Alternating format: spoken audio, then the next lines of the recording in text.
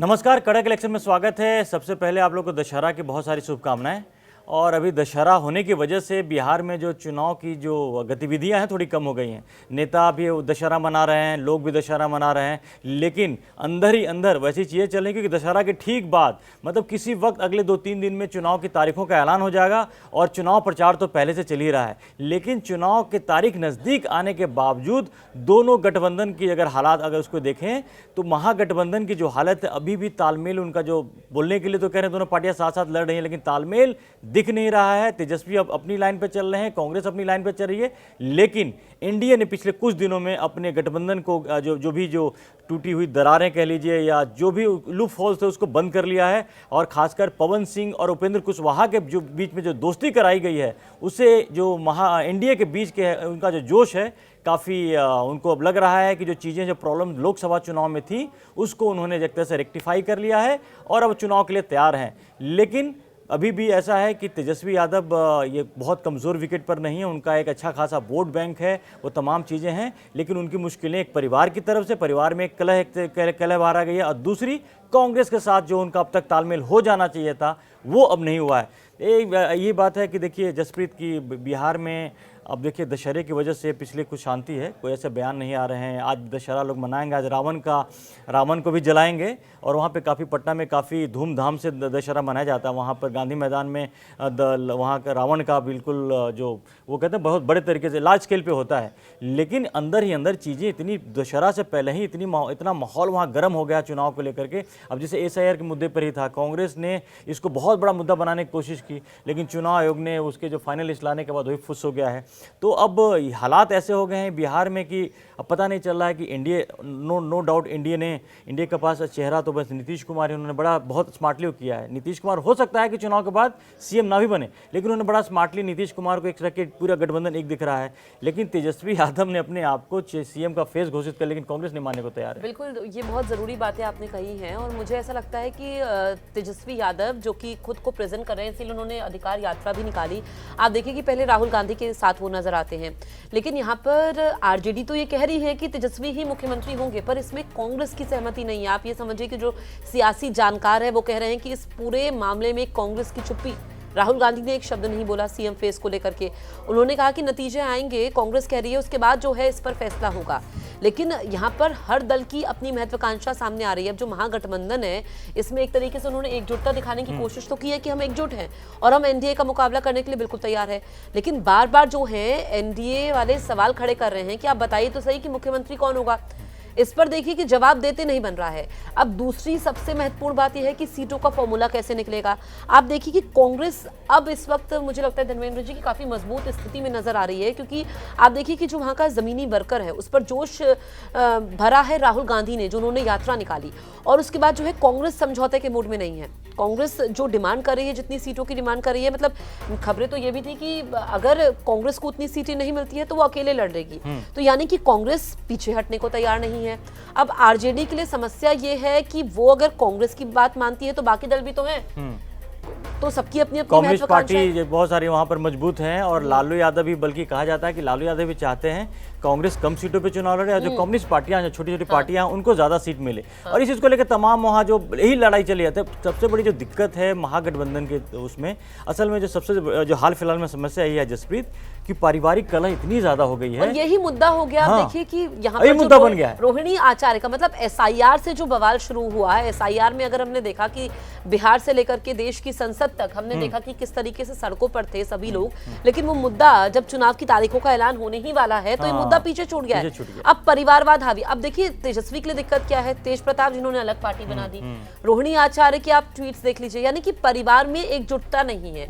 और ये सबसे बड़ी मुसीबत है यहाँ पर तेजस्वी यादव के लिए कि वो परिवार के सदस्यों को ही एक साथ लेकर के नहीं चल रहे हैं, नहीं चल पा रहे हैं। उन पर सवाल ये उठाए जा रहे हैं कि जब आप परिवार ही नहीं संभाल पा रहे हैं तो आप बिहार को कैसे संभालेंगे। इसी वजह से कांग्रेस इसका फायदा उठाए। उनको पता है कि अभी जो तेजस्वी थोड़े फंसे हुए हैं, वो प्रेशर में हैं, तो उस प्रेशर का फायदा उठा रही है। कांग्रेस ने तो यहाँ तक कह दिया था कि वो 76 सीटों पे चुनाव लड़ी, 76 सीटों की मांग की थी उन्होंने, और यहाँ तक एक कदम और आगे बढ़ के उन्होंने कहा था कि हम 37 सीटों पे हम अपने कैंडिडेट का ऐलान भी कर देंगे। अभी देखिए दोनों पार्टियों के बीच में कोई तालमेल नहीं हुआ है, ये भी नहीं तय हुआ कौन कितनी सीट पे लड़ेगा, कहाँ का लड़ेगा, लेकिन कांग्रेस धमकी ये दे रही है कि अगर ये चीज़ पे अगर बात आगे नहीं बनी है तो अपने 37 कैंडिडेट का नाम वो घोषित कर देंगे। तो यही से तमाम चीज़ दिख रही है कि चुनाव के ठीक पहले जो दोनों पार्टियों के बीच में जो लड़ाई चल रही है, और कांग्रेस, जबकि कांग्रेस की स्थिति अगर आप आरजेडी की तुलना में देखें तो कांग्रेस बहुत छोटी पार्टी है, अगर वहाँ पर है बहुत कमज़ोर है, लेकिन चुनाव के ठीक पहले कांग्रेस अपने आप को बिल्कुल वो दिखा रही है कि मजबूत स्थिति में है, और वो जो उनकी अगर बात नहीं मानी जाएगी तो अकेले चुनाव लड़ेंगे। यही मुझे लगता है कि सबसे बड़ी कमजोरी भी महागठबंधन की रही है, क्योंकि हर दल की अपनी महत्वाकांक्षा तो होती है। यहाँ पर सीएम फेस को लेकर के भाई मुख्यमंत्री तो अभी बनेगा ना जब सीटें उतनी आएंगी, लेकिन जनता पर मैसेज भी गलत जा रहा है। जो सियासी जानकार है वो उसको इस तरीके से देख रहे हैं कि अब एनडीए जो है फ्रंट फुट पर आ गई है, यानी कि जो एसआईआर से, स्पेशल इंटेंसिव रिवीजन से जो पूरी ये कवायद शुरू हुई थी जिसमें सरकार को घेरने की कोशिश थी, चाहे हम बिहार की बात करें या हम फिर केंद्र की बात करें, लेकिन अब जो है ये परिवारवाद पर आ गया है, सीएम फेस को लेकर के आ गया है।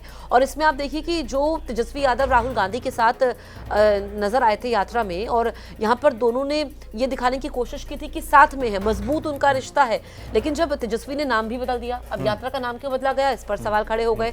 आप कांग्रेस की चुप्पी, राहुल गांधी की चुप्पी, भाई क्यों नहीं कह रहे हैं कि वो मुख्यमंत्री बन जाएंगे। यानी कि इसमें एक तरीके से ये भी, इसको धर्मेंद्र जी ऐसे भी देख सकते हैं कि वो हावी नहीं होना देना बिल्कुल चाहते बिल्कुल। वो कांग्रेस ये दिखाने की कोशिश करे कि वो आरजेडी से कम नहीं है, पैरेलल है। वो एक्चुअली आरजेडी की कमजोर कड़ी, उन्होंने नस को पकड़ लिया। उनको मालूम है कि आरजेडी अफोर्ड नहीं कर सकती है कांग्रेस के बिना, इसलिए नहीं कि वो मुस्लिम वोट की लड़ाई है। अगर उनको पता है कि कांग्रेस अगर अकेले लड़ेगी तो मुस्लिम वोटों में जो बंटवारा होगा उससे आरजेडी को अच्छा खासा नुकसान होगा। इसकी वजह से जो कांग्रेस है पीछे हटने को तैयार नहीं है। और इस बीच में देखिए इंडिया ने बड़ा है, उनका जो गेम प्लान है बड़ा तगड़ा है। ये अभी लगातार ऐसी चीज़ें घोषणाएं हो रही है। अभी देखिए केंद्रीय कर्मचारियों को जो डीए के बढ़ाने की जो घोषणा हुई है, भाई वहां भी तो केंद्रीय कर्मचारी हैं, तो चुनाव के ठीक पहले महिलाओं के अकाउंट में 10,000 रुपए दिए गए, उसके पहले जीएसटी का फायदा। विपक्ष जो है इस मुद्दे को भुना नहीं पाया। उन्होंने कहा जरूर कि ये तो चुनावी लॉलीपॉप है, चुनाव से पहले है कि वाकई इसको बाद में दिया जाएगा, लेकिन अभी के लिए तो उन्होंने ये मतलब एक नहीं, गौर कीजिए ये जितनी चीजें हुई हैं सिर्फ अनाउंसमेंट नहीं है, ये सबके अकाउंट में पहुंच रहा है। महिलाओं के 10,000 रुपए महिला के अकाउंट में पहुंच गए, जीएसटी का फायदा आपको मिल गया। लेकिन वो यही सवाल उठा रहे हैं कि अभी तो पहुंच गया है कि बाद में पहुंचेगा। खैर वो तो बाद में देखना होगा, लेकिन आप समझिए कि 2 अक्टूबर के बाद कभी भी चुनाव की तारीखों का ऐलान हो जाएगा, और उससे पहले जो इस वक्त इंडिया ने अपनी सारी तैयारी कर ली है, मतलब जो चुनाव की तारीख का अनाउंसमेंट जो होना है उसके पहले। और आप रणनीति भी देखिए एनडीए की, कि जिसको अगर हम एग्जाम्पल ले लें अलग अलग राज्यों का, हम बात करें तो अलग अलग राज्यों में मुख्यमंत्री जो थे, एमपी की, मध्य प्रदेश की अगर हम बात करें, हमारे पास तो तमाम राज्यों के उदाहरण मौजूद है कि किसके चेहरे पर लड़ा गया, और उसके बाद जब मुख्यमंत्री का ऐलान होता है वो चेहरा रेस में। दिल्ली, हालिया महाराष्ट्र में एग्जाम्पल, महाराष्ट्र में दिल्ली तो सबसे रिसेंट मुझे लगता है दिल्ली ही है, जब रेखा गुप्ता के नाम का ऐलान हुआ, और उससे पहले भी आपने बताया हरियाणा की हम बात कर लें, सब जगह इन्होंने। तो इस बार बीजेपी, और चूंकि इसको पूरा जो लीड कर रहे हैं अमित शाह खुद, केंद्रीय गृह मंत्री अमित शाह खुद इसको लीड कर रहे हैं, और पूरा लगाया। देखिए कि पवन सिंह भी मिलने के लिए आया, और उन्होंने ये कि इंडिया अपनी सारी कमजोरियों को दूर कर रही हैं, और जनता के लिए जो भी पॉजिटिव कर सकते तो उन्होंने किया। तो कमेंट जो दर्शक हमें देख रहे हैं वो कमेंट जरूर करें कि आपको क्या लग रहा है कि इस बार बिहार में क्या होगा, क्योंकि रोज हम स्पेशल ये आपके लिए बुलेटिन लेकर के आते हैं, और आपको बताते हैं कि इस वक्त ताज़ा स्थिति क्या है। दशहरा भी है, हाँ दशहरा है, तो दशहरा अच्छे से खूब मनाए, क्योंकि दशहरा के बाद जो आज रावण का जो वध होगा, जो रावण दहन होगा, उसके बाद जो चीज़ें उसके नेक्स्ट डे मॉर्निंग से जो शुरू होंगी, उसके बाद रुकने वाली नहीं है, क्योंकि ये दशहरे के बाद चुनाव की तारीखों का ऐलान होगा, उसके बाद छठ के बाद जो है चुनाव होंगे। उम्मीद यही है कि नवंबर में 15 से 20 नवंबर के आसपास चुनाव की तारीख होंगे। बहुत ज़्यादा समय नहीं रहा है, तो ऑलरेडी चुनाव प्रचार तो बहुत अपने जोर पे पड़ा, लेकिन अभी जो मिसिंग है वहाँ पर महागठबंधन के पास कोई एक ऐसा बड़ा मुद्दा नहीं है नीतीश सरकार के खिलाफ में जिसको जनता के बीच में ले जाकर उनको घेर सकें। और दूसरी तरफ एनडीए ने भरमार कर दिया है जनता को देने के, अब इसको आप कोई रेवड़ी कह लें, विपक्ष वाले जो भी कह लें, लेकिन तमाम जो चीज़ें हैं वो लोगों को मिल रही हैं। वहाँ पर नई ट्रेनों का सौगात भी दिया गया। नैरेटिव था चुनाव को लेकर के, मुझे लगता है कि अभी अगर हम देखें तो बिल्कुल पलट दिया है, और ये चुनाव के ठीक पहले हुआ है, तो एनडीए अभी एडवांटेज स्टेज पर है, इस बात को हम नहीं करें, बल्कि वहाँ पे दिख रही है जो हालात है कि उसके पीछे ये अगर नीतीश कुमार के खिलाफ जो एंटी इनकम्बेंसी फैक्टर है अगर वो डाइल्यूट हुआ है तो उसके लिए जिम्मेदार आरजेडी और कांग्रेस हैं, क्योंकि आपस के मतभेद को नहीं भुला पा रहे। जनता के पास जाने से पहले कम से कम एक साथ तो दोनों हो जाए, लेकिन ऐसा वो नहीं अभी तक हुआ है। अल्टीमेटली करेंगे वो, उनके तालमेल भी होगा, चुनाव भी लड़ेंगे, लेकिन तब तक शायद देर हो जाएगी, इसका नुकसान भी उनको चुनाव में उठाना पड़ेगा। तो आप बिहार में और बिहार से जुड़ी और खबरें क्या देखना चाहते हैं हमें कमेंट करके बताइए। और अभी तक आपने कड़क को सब्सक्राइब नहीं किया है तो वो जरूर करें, और आप दशहरे का आनंद लें। उसके बाद हम फिर कड़क देखते रहिए, उसके बाद हम ये सब करते रहना, साइड बाय साइड मोबाइल जब भी आप लेते हैं तो कड़क देखते रहिए, क्योंकि सारे लेटेस्ट अपडेट्स आपको कड़क पर ही मिलते हैं। उसके बाद हम फिर आपको लगातार कड़क इलेक्शन बिहार से चुनाव से जुड़ी तमाम जानकारियां देते रहेंगे। फिलहाल के लिए धन्यवाद।